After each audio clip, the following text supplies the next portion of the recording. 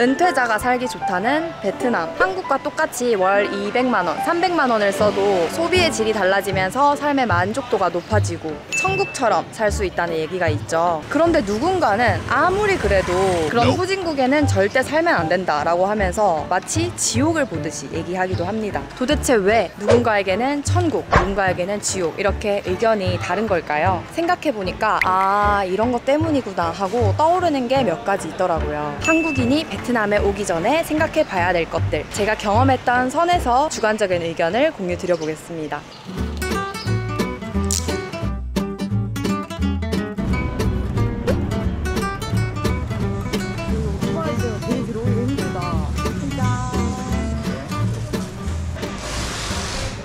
뭔가 가정집 겸 식당으로 운영하고 있는 데인 것 같아요. 영상을 많이 보신 분들은 아시겠지만 저는 항상 이렇게 젓가락을 라임으로 세척한 다음에 먹습니다. 군보가 이렇게 생긴 건데 똑같이 뭐 그냥 쌀국수죠. 쌀국수인데 면이 우리가 알고 있는 퍼랑은 다르죠. 우리가 알고 있는 쌀국수보다는 이 국물이 조금 더 진하고 약간 매콤한 편이라고 해야 되나? 살짝? 그런 느낌이 납니다. 고추를 깐 거를 넣어줘야 이제 완성이 나고 할 수가 있죠. 말씀드린다 해놓고 갑자기 밥 먹으러 오는 모습을 보여드려서 조금 죄송합니다. 저희가 항상 촬영을 하러 오는 날은 베트남 로컬식을 먹으면서 로컬식도 같이 보여드리려고 하거든요. 가격을 안 보고 싶겠어요, 저희. 얼마일까? 여긴 물가가 좀 그래도 비싸니까 4만 동은 하지 않을까? 35,000동. 제가 그동안 베트남 사리에 대해서 말씀을 드릴 때 보통 경제 관련된 이야기들을 많이 해드렸었는데 오늘 말씀드릴 거는 단순히 돈에 대한 얘기만은 아닙니다. 물론 뭐 어디서 살든 마찬가지지만 돈이라는 게 빠질 수가 없는 요소이긴 하죠. 하지만 오늘 말씀드리는 건 돈보다는 조금 더 라이프 스타일에 가까운 부분이라고 보시면 될 것 같은데요. 제 영상들에 빠지지 않고 항상 달리는 댓글 중에 하나가 돈만 많으면 한국이 최고다 라는 얘기가 많아요. 사람에 따라서 그렇게 생각하실 수도 있고 존중합니다. 하지만 중요한 점은 저희는 그만큼의 돈이 없다는 것이겠죠. 한국에서 당장 일을 하지 않고도 여유롭게 살 정도의 돈은 없기 때문에 어디에 살 때 내가 조금이라도 더 같은 금액을 소비했을 때 만족감을 얻을 수 있는지, 그리고 조금이라도 더 저축을 할 수 있는지 이런 부분들을 고려할 수밖에 없거든요. 제가 보여드리고 싶은 댓글이 있는데 베트남에 사는 분이신데 한국에서 월 평균 세후 600 벌어도 남는 돈 한 푼 없이 살았는데 베트남에선 더 적게 버는데도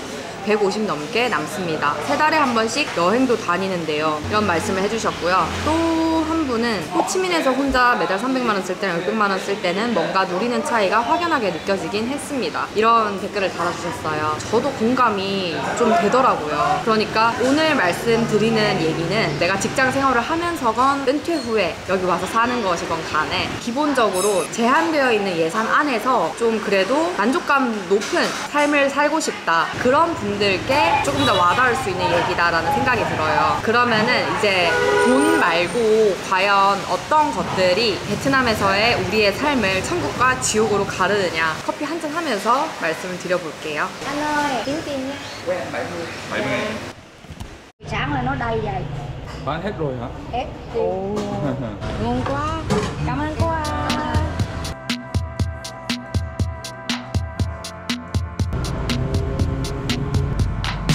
베트남을 보면 이 짜봉을 보고 뭐라고 해야 되나? 돼지고기를 뭔가 지푸라기처럼 해가지고 이렇게 빵 위에 올려서 많이 먹더라고요. 예전에 그 나 혼자 산다에서 케이크에 이런 거 올라가는 거 먹고 엄청 충격받는 그런 장면이 나왔었는데, 근데 이게 짭조름해서 저는 빵은 좀 잘 어울리더라고요. 이거 한번 먹어보겠습니다. 제가 이게 뭔지 찾아봤더니 한국어로 번역하면 돼지고기 솜사탕이래요. 솜사탕처럼 질감이 좀 있죠. 안에 이렇게 치즈도 같이 있어요. 짭조름해요. 단짠단짠 맛을 되게 좋아하잖아, 사람들이.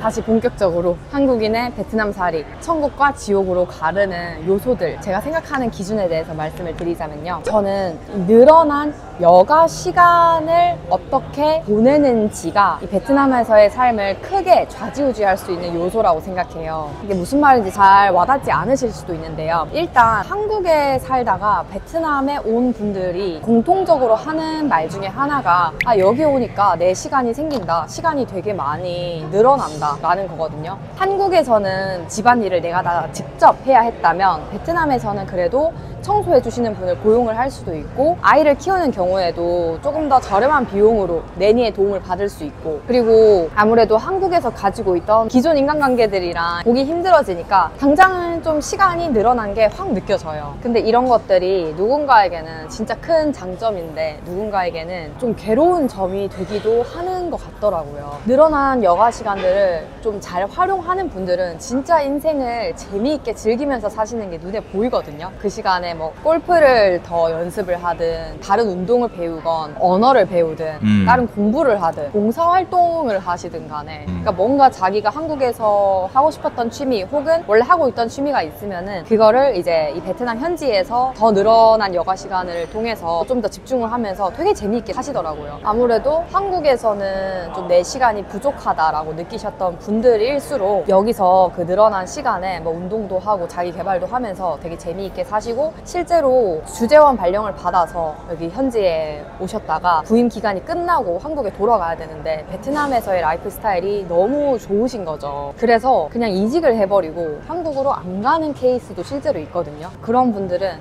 아, 내가 이렇게 즐기면서 살 수 있는 건 베트남이라서 가능한 거야 라고 하면서 진짜 여기서의 삶이 천국이라고 말씀을 하세요. 근데 모든 사람의 성향이 이런 건 아니잖아요. 오히려 이렇게 시간이 늘어난 거를 굉장히 지루해 하시는 분들도 있더라고요. 아, 나 퇴근하고 나면 할 게 없다 이런 거죠. 처음에는 여기 오면은 한 1, 2주간은 먹고 마시고 마사지 받고 이런 것들이 되게 특별하게 느껴질 수 있거든요. 물가가 저렴하니까 부담 없이 할 수 있다는 것 자체로도 이미 너무 큰 만족감이 느껴지는 거지. 근데 사실 이게 일상이 돼버리면은 이제 그 물가에 대한 부분은 조금씩 희미해지고 좀 다 좀 지겨워질 수도 있다고 생각해요. 그럴 것 같아.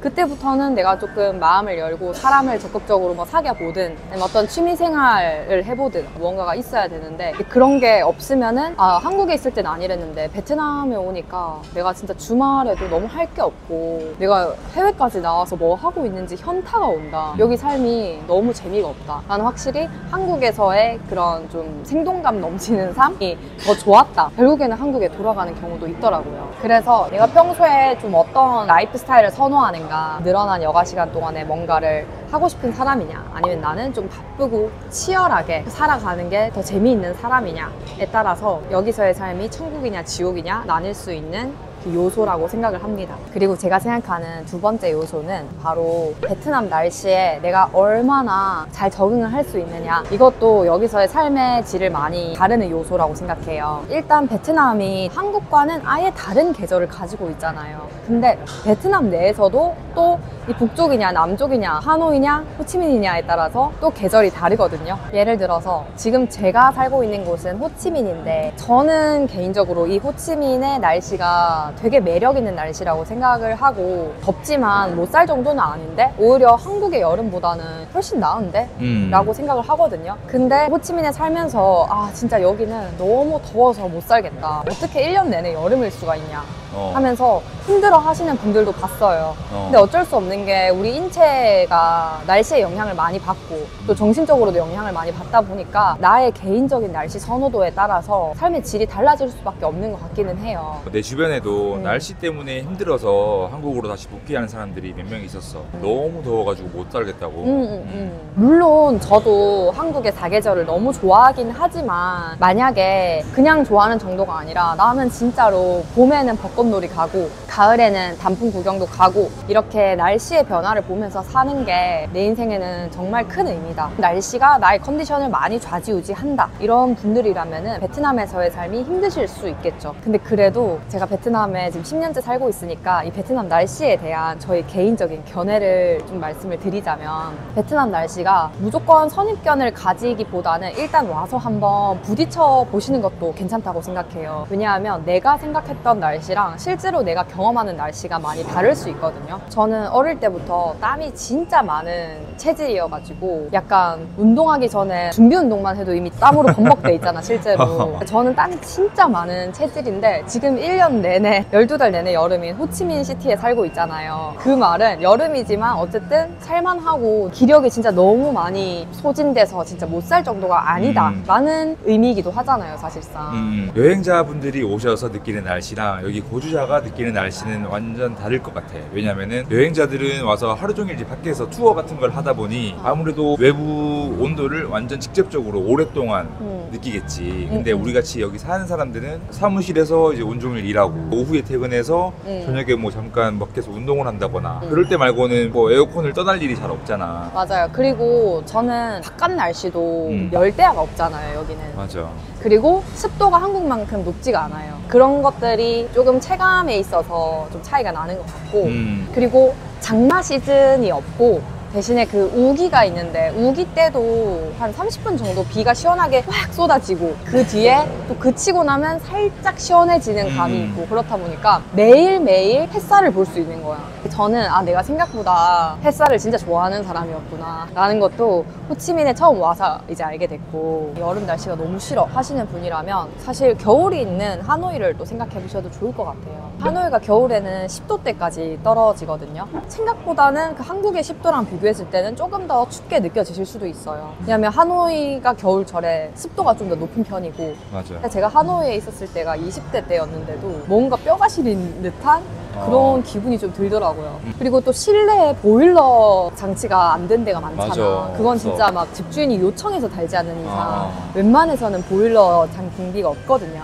그래서 실내가 조금 더 춥게 느껴지는 것도 있는 것 같아요. 맞아. 물론 그래도 당연히 한국처럼 손발이 얼 정도의 막 그 정도의 추위가 아니니까 한국 겨울철에 한국의 매서운 한파를 피해서 일부러 하노이에 또 오는 분들도 계시거든요. 무조건 베트남 날씨에 대해서 편견을 가질 필요는 없고 직접 와서 보고 판단을 해보셔도 좋을 것 같다고 생각합니다. 그리고 세 번째지만 사실 제일 중요한 부분 중에 하나죠. 바로 내가 어느 정도의 건강을 잘 유지하고 있는 사람인가를 고려하는 것도 정말 중요합니다. 기본적으로 내가 베트남 살이를 천국처럼 즐기려면 주기적으로 병원 갈 일이 없거나 정말 덜 해야 된다고 생각해요. 그래야 내가 원했던 그 라이프 스타일에 좀 근접해지지 않을까 하는데, 왜 그럴까 생각하실 수도 있는데, 사실 이 베트남에 거주하는 한국인이 바라보는 의료에 대해서는 제가 정말 많은 영상을 통해서 말씀을 드렸거든요. 그래서 여기서도 또 얘기가 길어지면은 기존 구독자분들께는 너무 지루한 내용이 될 것 같아서 이거는 제가 제일 최근에 의료에 대해서 다뤄뒀던 영상을 더보기란에다가 넣어두겠습니다. 같이 참고해 보시면 도움이 되실 거예요. 이런저런 얘기를 해드렸는데 사실 우리에게 진짜 중요한 이런 음식 얘기를 안 했잖아요. 지금 이 짜봉을 먹다 보니까 저도 든 생각이거든요. 근데 음식 얘기를 하지 않은 이유는 아마 베트남 여행을 와보신 분들이라면 공감하실 수도 있을 것 같은데, 다른 해외에 비해서 베트남에서의 음식들은 한국인이 적응하기에 진짜 쉬운 레벨이 아닌가 하는 생각이 들어요. 물론 베트남 음식은 사람마다 안 맞는 사람도 있을 거예요, 당연히. 그래도 웬만해서는 좀 무난하게 다들 좋아하시는 게, 여기도 일단 쌀 베이스다 보니까 밥, 면 요리 이런 것들이 많고, 또 어떤 종교적인 제약이 있는 국가가 아니다 보니까 고기, 돼지고기, 소고기, 뭐 닭고기 다 먹을 수 있고 술에 대한 제약도 전혀 없고요. 그래서 일단 베트남 음식 자체도 한국인과 그래도 입맛이 많이 맞는 편인데, 여기 또 한국 사회가, 한국 교민 사회가 되게 크다 보니까 한식들도 진짜 다양하거든요. 물론 호치민 기준이긴 하지만 선택할 만한 곳들이 되게 다양하기 때문에 베트남 음식이 안 맞으면 사실 한식만 먹고 살아도 되고, 한인 마트도 잘 돼 있어서 저희도 사실 한인 마트에서 항상 장을 봐서 거의 일주일 내내 한식만 먹고 살다가 저희도 한 일주일에 한 번 정도 이렇게 베트남 음식을 먹는 거지, 매일매일 베트남 음식을 먹고 살지는 않아도 괜찮아요. 물론 베트남 음식까지 잘 맞다면은 진짜 더할 나위 없이 좋겠지만요. 그리고 또 여기가 워낙 세계적인 여행지라서 그런 건지 이탈리안, 프렌치, 일식집, 진짜 중국 음식 파는 집들, 맞아. 태국 음식, 인도 음식, 세계적인 요리들을 다 맛보실 수 있거든요. 그래서 음식에 대해서는 크게 제약이 없다라는 저의 견해를 전해드려봤습니다. 근데 사실 앞서 말씀드린 거 싹 다 맞아도 베트남 살이가 안 맞는 분들이 또 있을 것 같아요. 아무래도 사람마다 성향과 취향이 다 다르다 보니까 나는 나는 누가 뭐래도 내가 태어난 모국에서 살 때 가장 안정감이 느껴져. 이런 분도 있을 거고, 에이, 사람이 그래도 선진국에서 살아야지 라고 생각을 하는 분들도 있으실 거고, 저도 과거에 다 그런 마음을 경험을 했었기 때문에 다 이해가 됩니다. 하지만 저 같은 성향을 가지신 분들께는 오늘 말씀드린 얘기가 좀 현실적인 정보가 될 수 있지 않을까 싶어서 얘기를 드렸고요. 오늘 영상 어떻게 보셨는지도 댓글 많이 달아주시면 감사드리겠습니다. 그러면 오늘 영상은 여기까지 하고 다음 영상으로 또 찾아뵐게요. 좋아요와 구독, 댓글, 알림 설정도 잊지 말아주세요. 감사합니다. It makes me wonder if there's something missing.